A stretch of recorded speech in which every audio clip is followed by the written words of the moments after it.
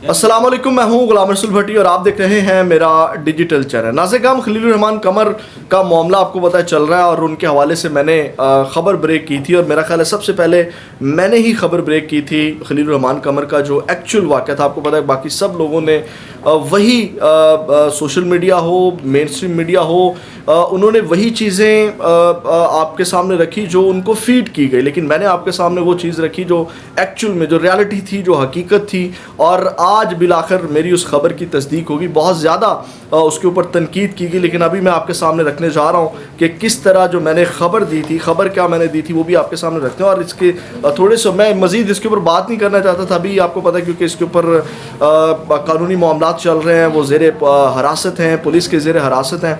नाज़िर मैंने ख़बर आपको ये दी थी कि खलीलुर रहमान कमर जो हैं वो इस मकसद के लिए नहीं गए थे कि जनाब ये कोई ड्रामा बनाना है, कोई वो बाहर से कोई आपको पता है कि फ़ैन आई हुई हैं। अब आप सबको पता चल गया कि वो एक मॉडल हैं, आमना अरूज, और पाकिस्तानी हैं और पाकिस्तान में काम करती हैं। उस हवाले से मैंने आपको कहा था, मेरी उनसे उस वक्त बात भी हुई थी पुलिस की कस्टडी से पहले, और मैंने आपको बताया था कि ये हनी ट्रैप हुआ उनके साथ। और खलीलुर रहमान कमर साहब जो हैं वो अपनी जिनसी हवस, वो जो उनको एक बीमारी है कह लें, वो उस बीमारी खातों मजबूर होकर जो है वो बैरिया टाउन रात के कुछ 4 बजे पहुँचे और जो वो वकुआ बना वो तमाम चीज़ें, और अब उसकी उस ख़बर की तस्दीक हो गई है। वो उसकी जो प्रूफ है वो मैं अभी आपके सामने रखने जा रहा हूँ, लेकिन बात करने जा रहा हूँ। आप देखें कि खलीलुर रहमान कमर ने किस तरह अपना असर व रसूख इस्तेमाल किया।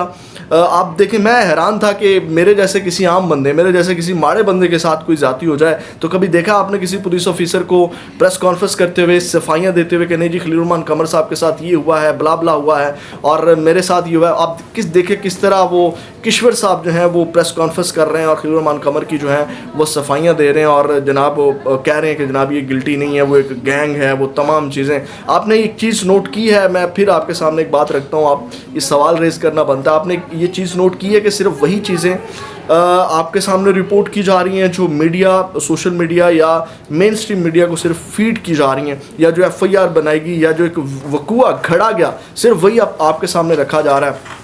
बाकी जो दूसरी पार्टी है उसका मौक़िफ़ अभी तक सामने नहीं आया। वही चीज़ आपके सामने घूम रही है जो एक बनाएगी या खलीलुर रहमान कमर ने अपना असर व रसूख इस्तेमाल करके जो है वो आप तक पहुंचाई। नाज़िर सबसे पहले तो आपने ये स्क्रीनशॉट देखना है, व्हाट्सअप स्क्रीनशॉट, फिर मैं बाकी मामलात के ऊपर भी बात करता हूँ मज़ीद। मैंने उस वक्त भी कहा था जब आप लोगों ने बहुत तनकीद की थी कि शायद मैं पल्ले से ये ख़बर दे रहा हूँ, और आप जो मैंने अभी आपके सामने तफसीलात रखी कि जनाब ये तमाम यही चीज़ें थी जिसकी वजह से जो है वो खलील साहब वहाँ पहुँचे बैरिया टाउन। वो अलग बात है कि उनके साथ बाद में ये हनी ट्रैप हुआ या उनके साथ भत्ता उनसे लिया गया, तशद्दुद हुआ या मामला कोई और बन गया, लेकिन खलीलुर रहमान कमर साहब को कह लें हनी ट्रैप उनके साथ हुआ, बुलाया उनको। जो मामलात चल रहे थे वो प्यार मोहब्बत, और जनाब वो प्यार मोहब्बत के नाम के ऊपर आपको पता है कि जो होना था या खलीलुर रहमान कमर साहब जो चाह रहे थे होना वही था। ये व्हाट्सअप चैट देखें और मैंने यही खबर आपके सामने रखी थी, स्क्रीनशॉट देखें जिसमें साहब जो हैं वो जनाब मोहतरमा की तारीफ़ कर रही हैं कि जनाब आपको तो आपकी आवाज़ बड़ी अच्छी है, आपको तो सिंगर होना चाहिए, आपको इसके ऊपर काम करना चाहिए, आप बहुत खूबसूरत हैं। तो मेरी ख़बर की तस्दीक होगी, लेकिन मेरे पास जो मज़ीद चीज़ें हैं वो भी मैं आपके सामने रखूँ। लेकिन ये व्हाट्सअप स्क्रीनशॉट आप देखें सबसे पहले। नाज़िर आपने ये व्हाट्सअप स्क्रीनशॉट देखा खलीलुर रहमान कमर का जिसमें मोहतरमा की तारीफ़ की जा रही है। अपने क्लाइंट के साथ इस तरह का बिहेव तो नहीं किया जाता कि आप जनाब कहें कि आप बहुत खूबसूरत हैं, आपकी आवाज़ बड़ी अच्छी है, आप इसके ऊपर काम करें और बला बला बाकी जो चीज़ें लिखी हैं वो मैं यहाँ बोल भी नहीं सकता।